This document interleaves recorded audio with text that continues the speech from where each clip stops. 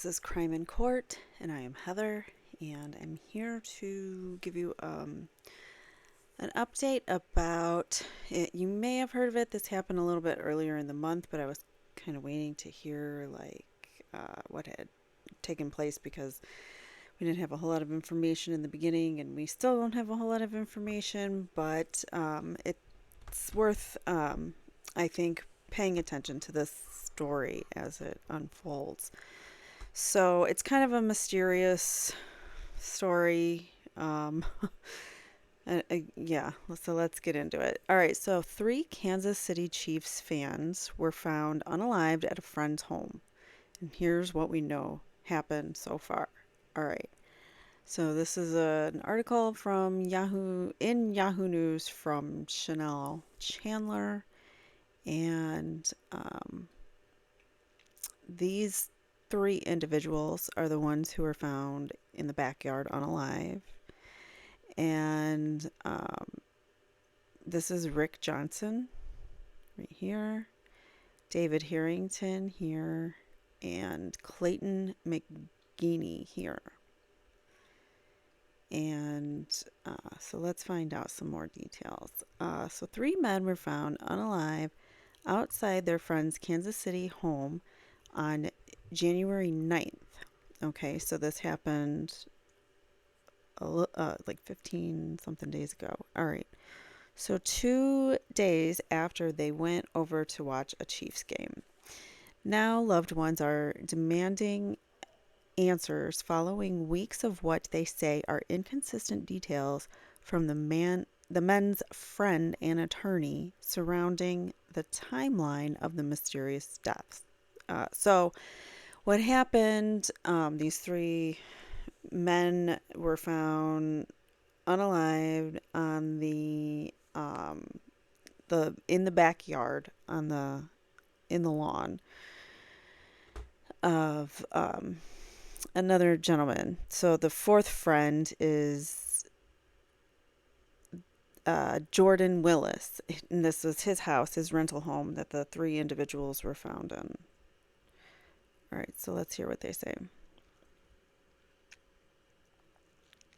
And news of a fifth man who attended the gathering that night has fueled even more speculation among family and friends. So now there is a fifth person that is claiming to have been there during the evening when this happened. So, what's happened? That's a good question. High school friends. So, these guys are all from friends since high school. So, we've got high school friends Clayton McGeeney, 36, David Harrington, 37, and Ricky Johnson, 38, were found unalive in a backyard of the rental home of their friend Jordan Willis, according to police. Willis had invited them to watch the Kansas City Chiefs game to take on the LA Chargers. So 2 days after the game, McGinney's fiance visited the house to check on him after not hearing from him. So McGinney, this one, I think. Yeah, this one. His fiance is like, "Oh, what's up? I haven't heard from Clayton for 2 days now. Where the heck is he?" So she must have known that he was going there, and she went to go check if he was still there or not. So two days after the game, McGeeney's fiance visited the house to check on him after not hearing from him and said that she found a body on the back porch, according to Kansas City police. So she called the police, and when officers arrived, they discovered two more bodies in the snow-filled backyard. So the backyard's covered in snow, and there's three bodies. And the fourth person that was there that night doesn't know what happened. And they had been there for 2 days, so I guess this person never looks out his back door or his back window. So conflicting accounts of what really happened that night. Yes, let's see what is the survivor or whoever, the homeowner, what does he say? So Jordan Willis. On January 20th, Willis's attorney, John Pisnero, told a local news outlet that after the game ended, the three men left the house and Willis went to bed.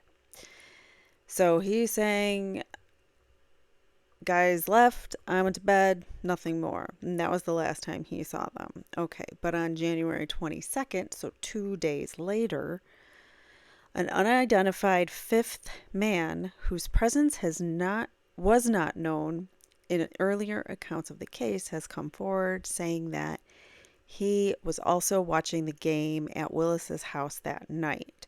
So his attorney, Andrew Talge, I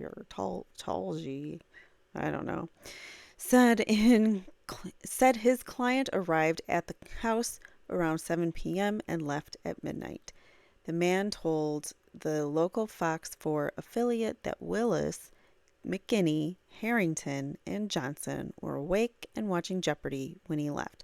So this fifth man says, I left the house at midnight. I was there from 7 to about midnight, and when I left, all four of them were sitting on the couch watching Jeopardy. So he has no idea what happened either. So Pisnero confirmed to the news outlet that there was a fifth man at his client's house that day. He said that Willis, quote, got tired and went to sleep while there were guys in the home, and as I know now, there were a couple of other people in the home, end quote. So now Willis has changed his story 2 days after his original story was that saying that they left and he then went to bed. The news story now is that he did not go to bed and the people were still in his home, or still in the house. I'm sorry. They were still in the house while he went to bed. So there's that. I don't know. On January 24th, Pisnero clarified the timeline, telling Fox News Digital that the fifth man left the house first. So he doesn't know what happened. Willis then said goodbye to Johnson, Harrington, and McKinney before falling asleep on the couch. So now he falls asleep on the couch, okay? This is his news story. He's falling asleep on the couch right after he said goodbye to everybody. But an attorney for Ricky Johnson's family has called out apparent inconsistencies in the story. Initially, he was by himself. Now there was a fifth magical person who was at the house. According to Ross Nigro, from Fox News Digital. I don't know how to say his name. We'll just call him Ross. The fact that the story has changed significantly makes it seem unbelievable and not trustworthy whatsoever. In addition to Mr. Willis leaving the residence and hiring a criminal defense attorney, those are all signs of someone hiding something. So I kind of disagree with that, saying that getting a defense attorney is a sign of hiding something, because everyone who ever has some kind of reason to be a defendant, they should get an attorney, because attorneys, they help you. They help you navigate the law. They're not trying to scam you. At least most of them are not. They're trying to help you understand what your options are. And sometimes people don't like to know what their options are, or they don't like that they don't have the options that they want. So then they blame the lawyer, which it's not really their fault. But anyways, so what happens here? According to this Fox News, according to what this Ross guy told Fox News, in addition to Mr. Willis leaving the residence and hiring a criminal defense attorney, those are all signs of hiding something. leaving the house, maybe if he moved out of the residence right after that, but also if your friends just became unalived in your backyard, I friends from high school that you've been close with, I doubt you'd want to stay in the same house. So I don't know. Plus, if it was just a rental, maybe his lease was up. I'm trying to play devil's advocate here. I don't know. It doesn't look good, but I'm still saying I'm going to try to play devil's advocate. Um, I forgot what I was going to say. There was something else. All right, so moving on. Yahoo News reached out to Pisnero for comment. I wonder if he responded. It doesn't say. So 2 days of no response. What's that? What is that about? This is Jordan Willis and a very cute doggy. So during the days leading up to the discovery of the bodies, Pisnero said that Willis worked from home, sleeping most of the time before police arrived. So, I mean, I can kind of get if you work from home, you don't have to leave your house. It's winter out. You probably don't want to go outside. And I can see how you might not go in your backyard, but to not even look out your back window, I don't know. That just seems odd to me unless you couldn't see anything from that perspective. I don't know. So, multiple outlets have reported that after concerned friends and family had not heard from the men after the football game, they and the fifth man tried to contact Willis, but he did not respond. So, that's fishy. Changing your story and not responding for a couple days while people are trying to get a hold of you and everybody else that was at that party, or it wasn't even a party, it was just guys getting together to play football or to watch football, sorry. So why yeah, I don't know. So they didn't they and the fifth man tried to contact Willis, but he did not respond. So he has not been answering anything, like calls or anything. So I wonder if he even like answered the door if McKinney's fiance came to the house. But she called authorities right away, I'm sure, once she saw what she saw in the backyard. So, according to the local Fox affiliate, Pisnero also acknowledged that two people came to the house, but Willis had been sleeping with earbuds near a fan and didn't hear them. So, before he now he fell asleep with the people in the house, is what he's saying, but he went to bed with his earbuds and a fan blowing so he couldn't hear anything. This just doesn't make sense, but okay. It's possible. But Willis answered the door for police when they arrived wearing just his underwear while gripping an empty glass of wine. Interesting. So, family says Willis's story has, quote, a lot of holes in it. A family member told Fox 4 that Willis claimed to let to them his friends, quote, froze to their end quote. But the families have said that Willis's account of the night does not add up, including his claim that he slept for most of the 2 days. You slept for 2 days straight, but also worked from home 2 days. So I don't know. I don't know. Is it mean? Does the story keep getting more inconvenient for him, or what? So he claimed that he slept for most of the 2 days and did not know that their bodies were in the yard. Quote, it's got a lot of holes in it. Like last time he saw them, they were leaving the house, but he didn't know that they had left. That doesn't make much sense. Ellen McGinney, a cousin of Clayton McGinney, told Fox 4 News. And Jennifer Marquez, Harrington's mother, told News Nation Now that neither the families nor friends believe Willis's story. He, quote, he's not telling the whole story. He's covering something up. If you're telling the truth, the story should be the same, end quote. She told that to another in another News Nation report. So, and I get what she's saying here, like if you're telling the truth, it should be the same. Like some people might have some inconsistencies. I mean, everybody's going to have some inconsistencies with their stories. You could tell the same story 4 different times separately and have some variations. We're human and our memories aren't necessarily the best for recalling situations, especially in traumatic times. So eyewitness statements for that reason are very unreliable. But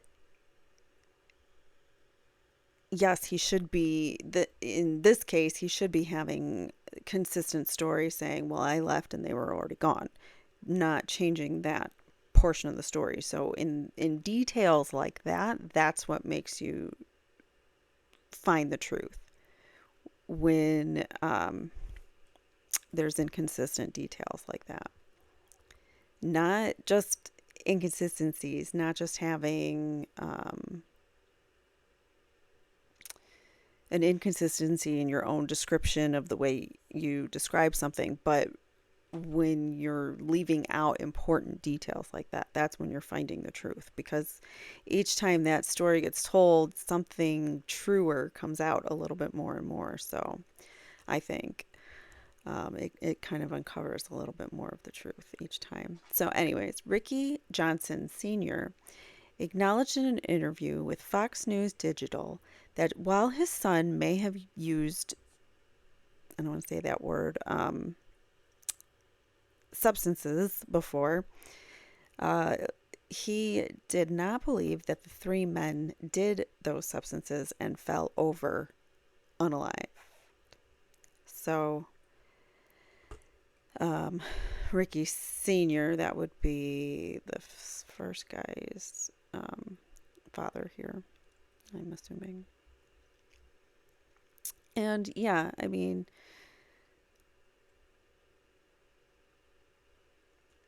although it's possible, and I'm just playing devil's advocate, that perhaps Willis did go to bed. Let's pretend like he's not changing his story 15 ways from Sunday, but let's perhaps say that he did go to bed and the 3 of them left. Before or after, it doesn't matter. But let's say the 3 of them went into the backyard and were uh, just didn't want the party to end and decided they were going to continue to hang out. And if they were doing certain substances and you continue to do them in the cold, you don't feel it. I mean, it's plus doing doing any kind of substance will, mess up your system, especially in the cold. You won't be able to tell you're cold necessarily, and you can definitely get signs of hypothermia much faster, especially when there's alcohol involved too. So it's possible. I say it's possible, but I don't think it's plausible in this situation. But it's possible that Willis went to bed, said goodbye to his friends. His friends left, but they went out the back door and they're like, you know what? Let's just hang out in his backyard. He's not going to care. Let's just finish up what we got left over. And what if they did more than they should have? And that's what happened. I don't know. It's possible, in my opinion, but I don't know if it could actually happen in this case just because of the way that the story keeps changing. Let me know what you guys think. I'm just kind of rambling. Sorry. Let's get back to the story here.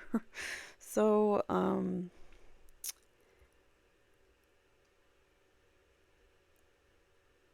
where did I leave off? Sorry. Okay. So, according to Johnson, who's Johnson? Oh, Ricky Johnson Sr. Here we go. All right, so Johnson Sr. is continuing to speak here. I'm not going to say that during a game he didn't have some drinks, but he wasn't irresponsible that he was going to go outside and freeze to his end, continued Johnson. But Willis's attorney had pushed back at the accusations that his client was involved in the men's ends. Um, so, quote, Jordan had absolutely nothing to do with their endings.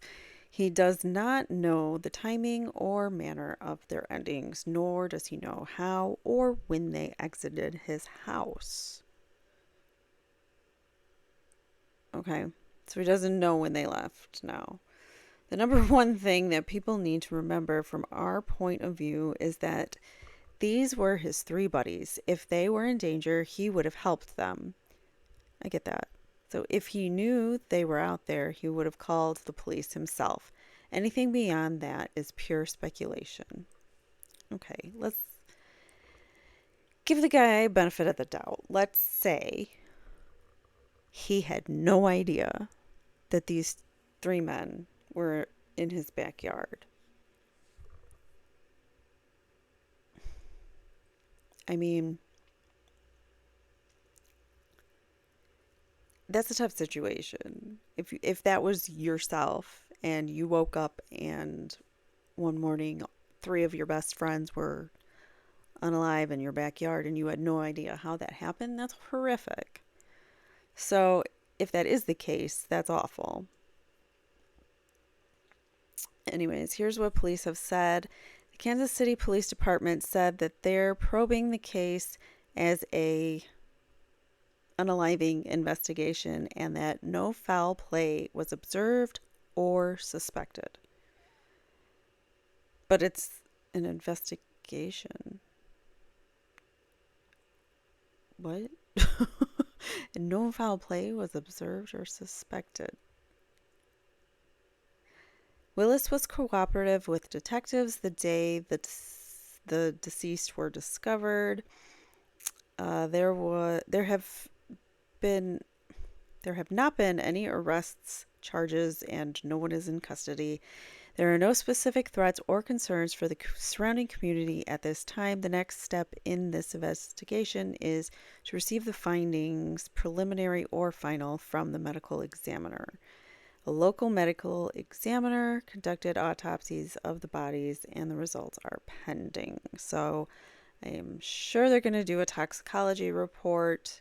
Hopefully we find some information out about that. Hopefully the autopsy itself will give us some kind of indication. I mean, did they, as we've learned from the Canton cover-up, a dark red pancreas indicates signs of hypothermia. So actually, they would be able to tell if these individuals had any kind of signs of hypothermia. But they weren't dressed like,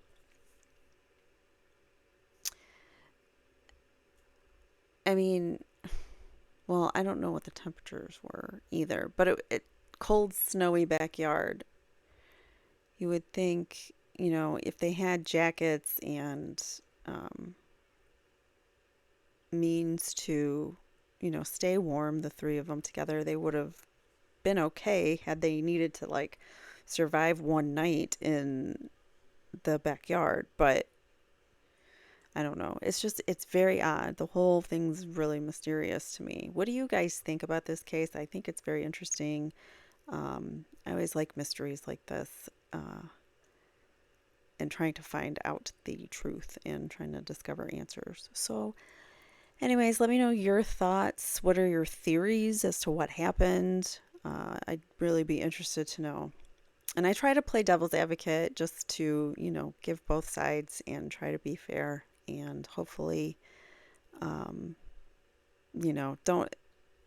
take my word as, or my different views as, that's what I believe. I'm just trying to play devil's advocate, and I try to see things from both sides all the time. So, as my boyfriend loves to do, he loves to play devil's advocate too. So we get to argue either side both times. The two of us, we get into all sorts of fun not arguments, but conversations.